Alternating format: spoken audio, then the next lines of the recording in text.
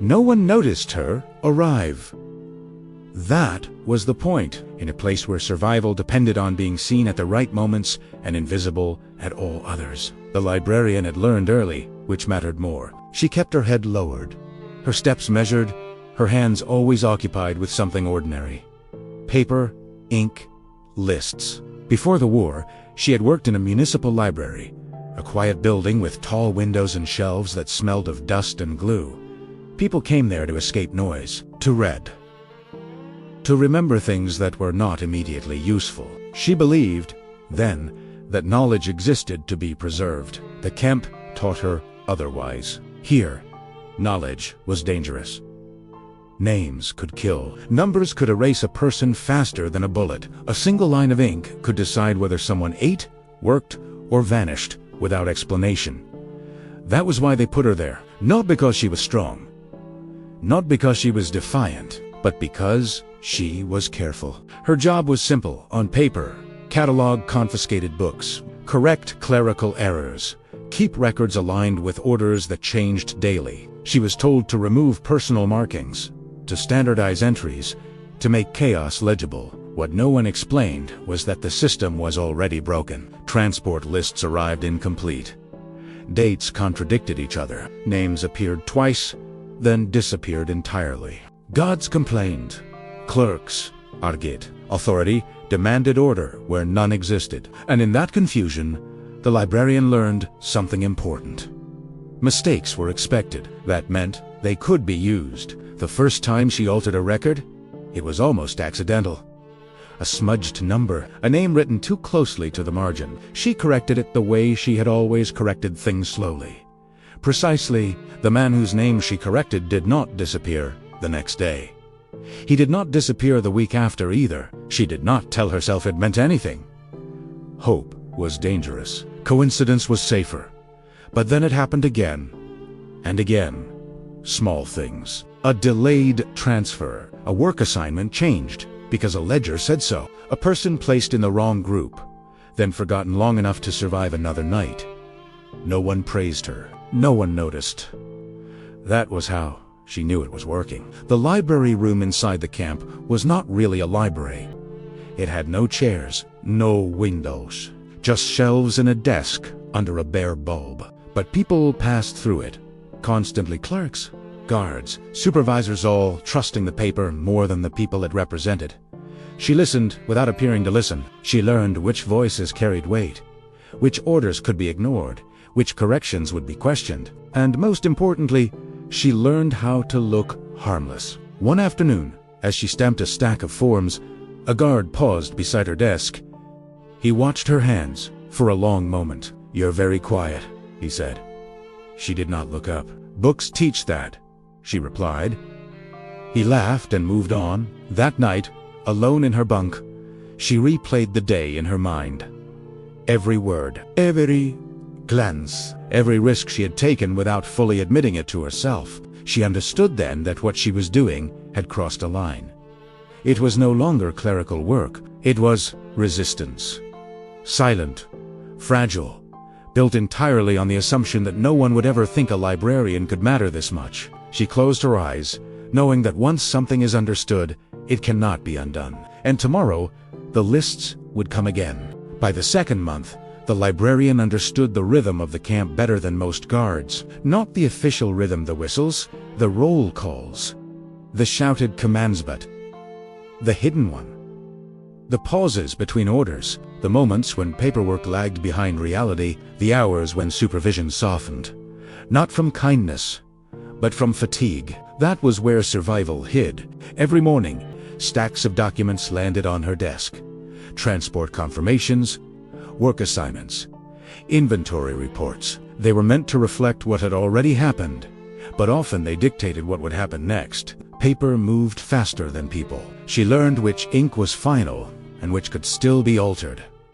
Black meant permanence. Blue meant uncertainty. Red meant panic. She avoided red. The first deliberate change she made came after a woman collapsed during roll call. No scream, no protest, just knees folding and a body meeting the ground as if gravity had finally claimed her. The guards dragged her away. Someone muttered a number. Someone else wrote it down wrong. The librarian noticed, later that day, the woman's name appeared on a transfer list. A mistake.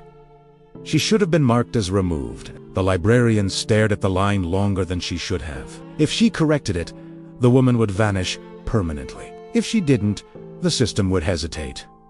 She left it. That night, the transfer was delayed due to incomplete documentation. The following morning, the woman was reassigned to light work. Still alive, still breathing. The librarian did not celebrate. She adjusted her margins. Soon, patterns formed, names that reappeared when they should not. Dates pushed back by a single day. Work details rearranged under the excuse of efficiency. She never changed outcomes directly. She changed timing.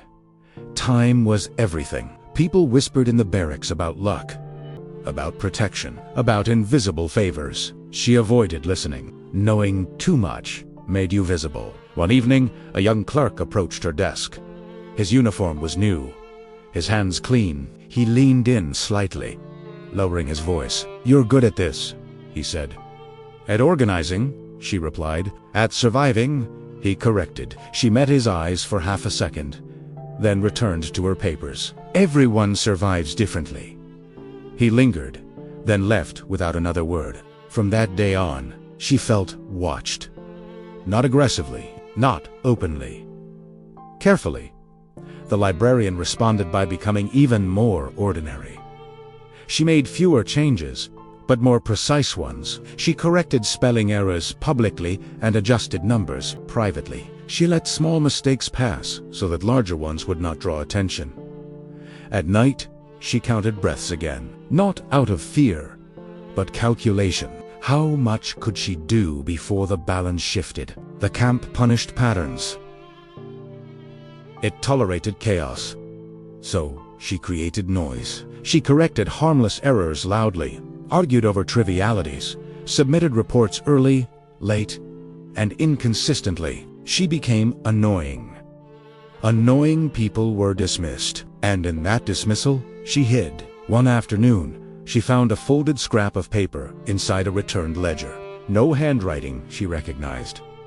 No signature. Just a number. A barrack number.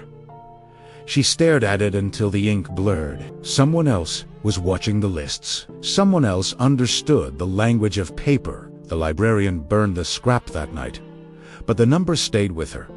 She did not seek contact. That was not how silent systems survived. Instead, she waited, and when the next transfer list arrived, she noticed something new.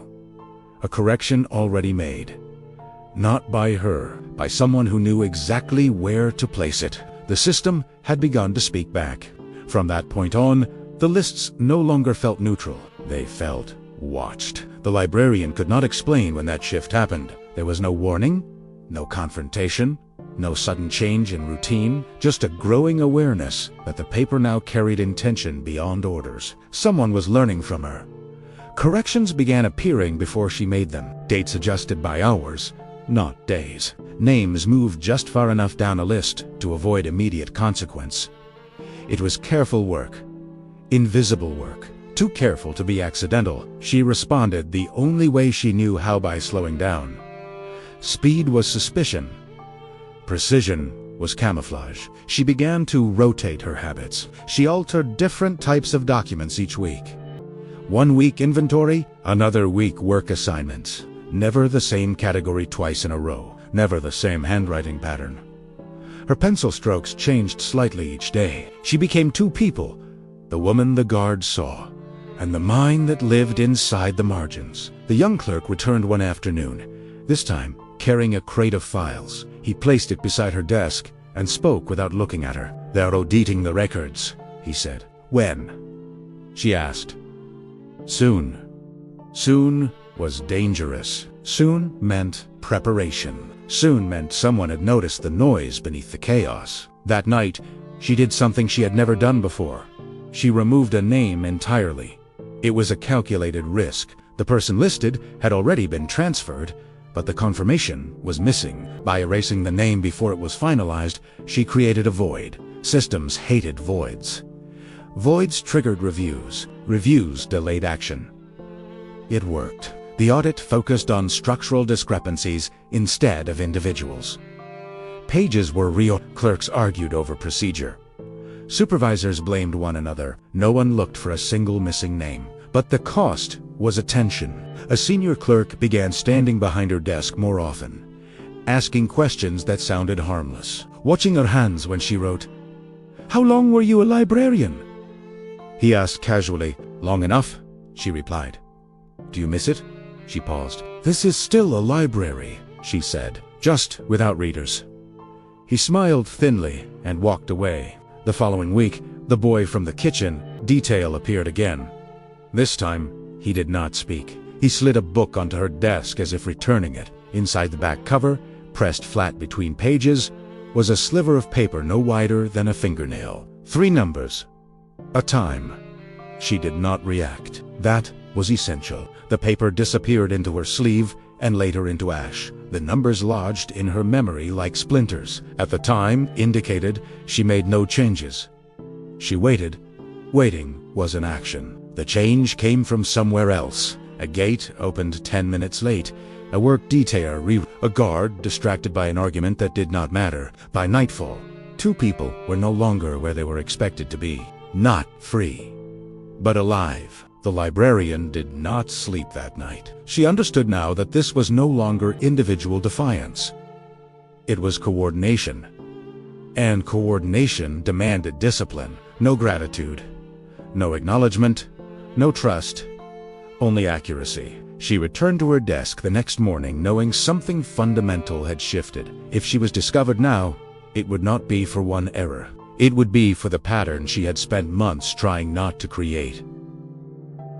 The silence around her thickened, and for the first time since arriving in the camp, she felt something close to fear, not for herself, but for the fragile system that now depended on her staying invisible. Because once a system is born, it cannot be uninvented.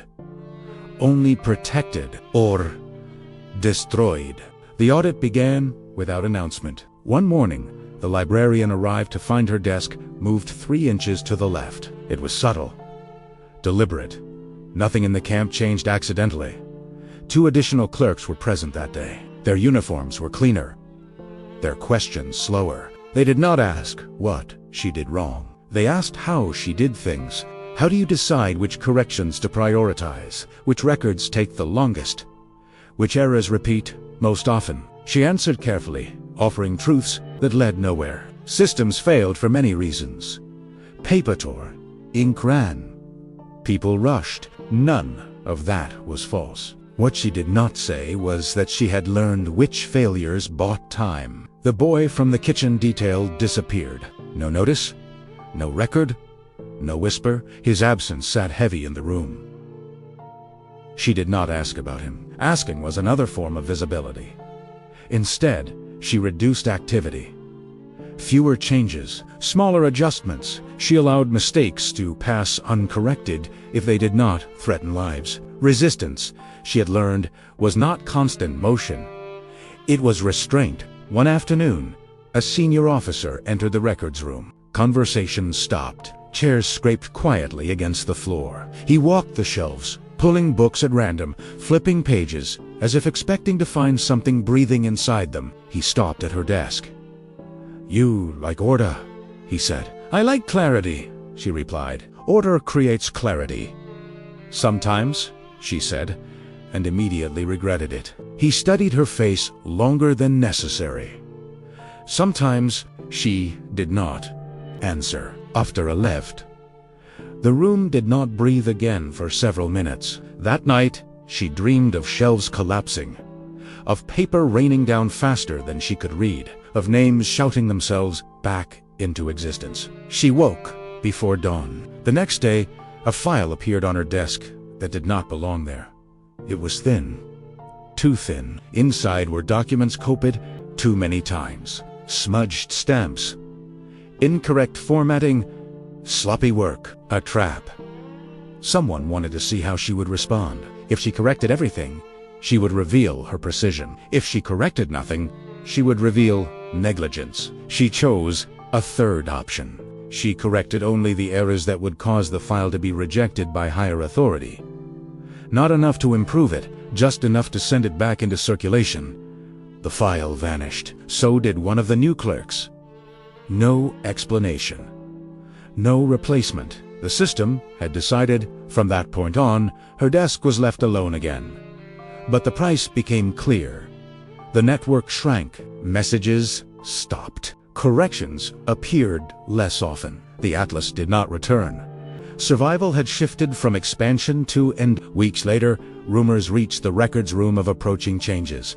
Retreats, reassignments, conflicting orders from distant offices. Authority fractured quietly, the way ice does before it breaks. The librarian continued working, as she always had.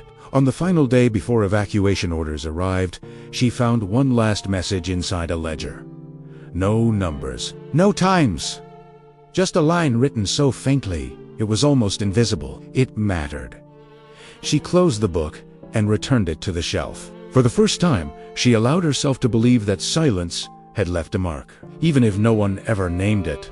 The first sign was the paper, not what was written on it. Howard arrived. The morning bundle came late, tossed onto the desk as if the person delivering it no longer cared about neat stacks or straight edges. The stamps were crooked. Some pages were missing signatures entirely. A corner of the registry book had been torn clean off. The system was losing its posture. In a place built on procedure, that kind of sloppiness felt almost like panic.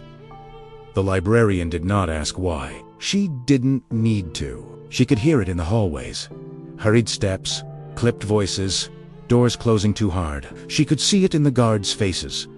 Not cruelty, not predont. Orders arrived that contradicted the orders from the day before.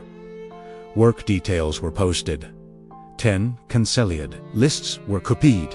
10 replaced. A supervisor shouted at a clerk for misplacing a form, then forgot what he was shouting about and walked away.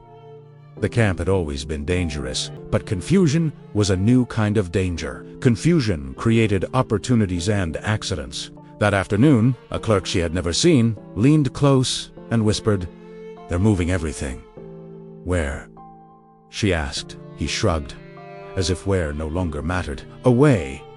Away meant records, evidence, people, anything that could later be questioned. The librarian's hands tightened around her pencil. She understood then what her small axe had always depended on. A machine that believed it would run forever. Now the machine was thinking about escape. She moved carefully. That evening, she stayed late, under the pretense of reorganizing inventory before relocation. No one stopped her. No one had the energy to care. She pulled a registry book from the shelf one she had memorized page by page over months. Names that had been delayed, entries that had been corrected, tiny shifts that had bought time for strangers she would never meet. She opened it to a blank page near the back, and for the first time, she wrote something that was not required. Not a name, not a number. Metha, she wrote, in a shorthand so ordinary it looked meaningless to any impatient eye. Little arrows, tiny symbols, marginal notes that resembled the habits of a meticulous librarian. She did not write resistance. She did not write save. She wrote how to slow a list without drawing attention, how to create a void that redirected scrutiny, how to make the system argue with itself. She wasn't writing for herself. She was writing for whoever might one day find the paper and wonder why the numbers didn't add up. A record not of people, but of possibility. When she finished, she tore the page out with steady hands and folded it into the lining of her coat, pressing it flat against her chest like a secret prayer. The next morning, a supervisor arrived with a new order. Records room to be cleared. Books to be sealed. Paper to be destroyed, no exceptions. The librarian nodded like everyone else. Compliance was still her disguise, but as they began stacking volumes into crates, she noticed something. One small, almost laughable oversight. A crate number mismatched its manifest. That meant it would be delayed. That meant it could go to the wrong place. She didn't need the network. She didn't need a message. She didn't need a brave accomplice. She only needed a mistake. So she let the mismatch remain. By dusk, the crates were moved. Some were loaded. Some were left behind for later. Later was the gap where people survived. Later was the gap where evidence slipped through. That night, she lay on her bunk and listened to the camp breathe strangely, like a house preparing to empty itself, and she realized the quietest truth she'd learned here. When power starts running, it trips over paperwork. On the morning the relocation began, the camp sounded different. Not louder, harsher, less coordinated, like a choir that had lost its conductor and kept singing anyway, just to prove it still could. The librarian stood in line with everyone else, coat buttoned too high, the folded page pressed against her chest under the lining. She felt it every time she breathed, a weight that wasn't heavy but was unforgettable. Behind her, two women whispered. In front of her, a man stared straight ahead, as if his eyes could hold the world steady. No one looked at the guards. Looking invited conversation. Conversation invited attention. Attention invited mistakes. When her name, or rather her number, was called, she moved with the same practiced calm she had used in the records room. She did not hurry. She did not hesitate. Hurry looked like guilt. Hesitation looked like fear. Both were noticed. A clerk at the checkpoint flipped through pages and frowned. The librarian felt her pulse rise, but her face stayed neutral. The clerk tapped the paper with a pencil. "You're on the wrong list." A sentence so small it could erase her. She waited a beat. Tensei Seed, the records room reassigned my detail yesterday. The update should be in the second packet. She had no idea if it was, but she said it the way paperwork expected to be spoken about, confidently, boringly, as if procedure had already decided. The clerk sighed and reached for another stack. While he searched, a guard behind him argued with another guard about a missing crate. Something about a manifest. Something about the wrong number. The mismatch?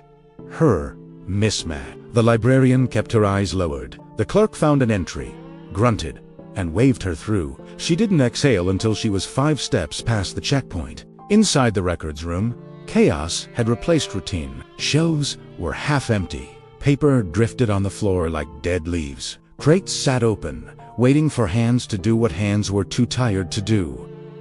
The librarian went to her desk. Someone had already removed the lamp. A small, merciless light. Less scrutiny. Her task was simple. Pack what remained. Seal it. Label it. Deliver Italiano. But the camp did not run on Simpo anymore. A supervisor entered, shouting a new order. Only essential records. Leave the rest. Another voice contradicted him from the doorway. No, take everything. Higher authority demanded full documentation.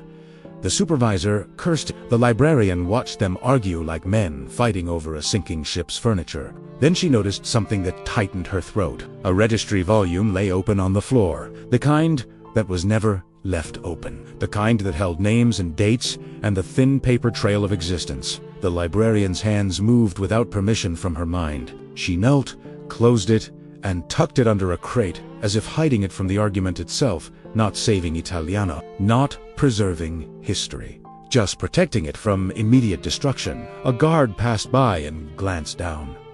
"What are you doing?" "Preventing damage," she answered, lifting a stack of folders. "If the documents tear, the office will blame us." He snorted, satisfied by the boredom of the explanation, and moved on. Boredom was a shield. By late afternoon, the room was nearly empty. Only a few crates remained: old books, low-priority ledgers, mismatched manifests. The librarian found the mismatched crate again. Its number didn't match its label. The kind of error that created delays. The kind of error that got pushed aside for later. Later was dangerous now. Later could become never. She slid the crate toward the outgoing pile. No one stopped her. No one noticed. She wrote the new label carefully, making it look like someone else's handwriting, and then, under her breath, she whispered the first prayer she'd spoken in years, not to a god, but to probability. Let this crate survive the journey. Let this mistake stay unnoticed. Let something leave this place intact. That night, as trucks rumbled outside and voices moved like shadows through the corridors, she returned to the barracks, carrying nothing visible. But under her coat, pressed flat against her heart, she carried the folded page. A method, a testimony, a quiet weapon made of pencil and patience. And for the first time, She wondered if she would live long enough to use it anywhere else. The day the gates opened, nothing felt like freedom. Freedom was supposed to be loud, like music, like crying, like people running into each other's arms. But what she felt was silence, not the camp's imposed silenstha. Internal kind, the kind that happens when your body has lived too long in one reality and refuses to believe another can exist. The librarian stood outside for the first time without being told where to stand. No whistle. No numbers shouted. No line to hold her in place. People moved in uncertain directions like leaves pulled by a wind that didn't know where it was going. Some sat down on the ground and didn't move. Some stared at the horizon, as if the horizon had personally betrayed them. She kept her coat closed. The folded page was still there, pressed against her chest like a second heartbeat. She walked slowly, not because she was weak, but because she had learned that fast movement attracted eyes. Even now, when eyes were exhausted and unfocused, she couldn't stop being careful. Carefulness had shaped her. Outside the camp, the air smelled unfamiliar. Cleaner, but also sharper, like something that hadn't been breathed through fear for years. A soldier approached her near the road, not a guard. Different posture, different eyes. He spoke in a language she only partly understood, gesturing toward a group of people being gathered for transport. She nodded, as if she understood everything. Nodding was the universal language of survival. On the back of a truck, she sat among strangers who looked as hollow as she felt. Someone offered her a piece of bread. Her hands hesitated. Bread had meant too many things inside the camp. Bargaining, danger, miracles, betrayal. She accepted it anyway. Her fingers trembled as she tore a small piece and placed it on her tongue. The taste was ordinary. That made her want to cry. But tears still felt like a luxury she didn't trust. As the truck moved, the camp shrank behind them. The watchtowers became smaller, then thinner, then almost unreal. The librarian watched until she could no longer see it, and only then did she allow herself to breathe like someone who might have a future. They were taken to a temporary shelter, a building that smelled of disinfectant and wet coats. People with clipboards moved through the room, asking questions, writing answers, trying to turn suffering into manageable forms. The librarian almost laughed. Paper again. But this paper was different. It wasn't a weapon. It wasn't a threat. It was help trying to look organized. A woman sat across from her at a table and asked her name. The librarian opened her mouth, and nothing came out. Not because she didn't know, because names had been dangerous for too long. She swallowed and tried again. Her voice came out thin. I worked with records. The woman nodded patiently. Your name? The librarian stared at the pencil in the woman's hand. The same motion, the same downward scratch of graphite. A new world still ran on marks. She whispered her name. The woman wrote it down and asked more questions. Family. Not everything had words yet. When the questions ended, she stood and walked to a corner of the room where people had placed their few belongings. Coats, scarves, small bags. She opened her coat lining carefully and pulled out the folded page. For a moment, she held it like it might disappear. Then she did something she had never done inside the camp. She unfolded it. The paper was creased in harsh angles. The pencil marks looked almost childish now, out of place in this room of fluorescent lights and well-meaning voices. She stared at her own handwriting and realized what it really was. Not just a method. Proof that she had been more than a victim, that she had acted, that she had left fingerprints on the machine without ever touching it directly. She refolded the page and looked around the room. People were searching for relatives, asking for names, holding photographs, staring at lists posted on walls. Lists. Always lists. A notice board across the room had fresh papers pinned to it. Survivor registries, transport schedules, notices of reunification efforts. The librarian stood there for a long time. Her hands slowly reached into her coat again. The folded page felt heavier now, not with fear, but with responsibility. If paper had once been used to erase people, maybe paper could now be used to bring them back. And the thought terrified her, because rebuilding was a different kind of resistance. It required being seen. 3 days after arriving at the shelter, a man with an official badge stopped at her table. "We're collecting testimonies," he said. "Not stories. Explanations." How the system worked. Her body reacted before her mind. For years, paper had been the place where she hid. Now paper was asking her to step forward. "I'm not important," she said. He looked at her carefully. That's what the quiet ones always say. She followed him into a small room. A table, 2 chairs, a notebook, a pencil. The pencil made her hesitate. Inside the camp, it had been her shield. Outside, it felt like a spotlight. "What did you do?" the interviewer asked. She took a breath. "I worked with records, and I learned how bureaucracy can hide cruelty." She didn't speak with anger. She spoke with precision. How lists were assembled, how delays happened, how contradictions between offices created gaps, how missing signatures bought days, how the machine hated uncertainty. She pulled the folded page from her coat and opened it. Not a manifesto, not a confession, a method. The interviewer stared. "You wrote this?" "Yes." "You saved people." She shook her head slowly. "I slowed outcomes." Sometimes that was enough. When the interview ended, she returned to the shelter's main hall. People stood near notice boards, scanning lists, whispering names like prayers. A woman nearby began to cry. "I can't find him!" The librarian stepped closer. She read the list with her line-by-line.com/focused. This was familiar ground. Later that night, she placed the folded page into a clean notebook provided by the shelter. Not hidden, not guarded. Whose dere? For the first time, her silence no longer felt like disappearance. It felt like proof, and that, she understood, was its own kind of survival.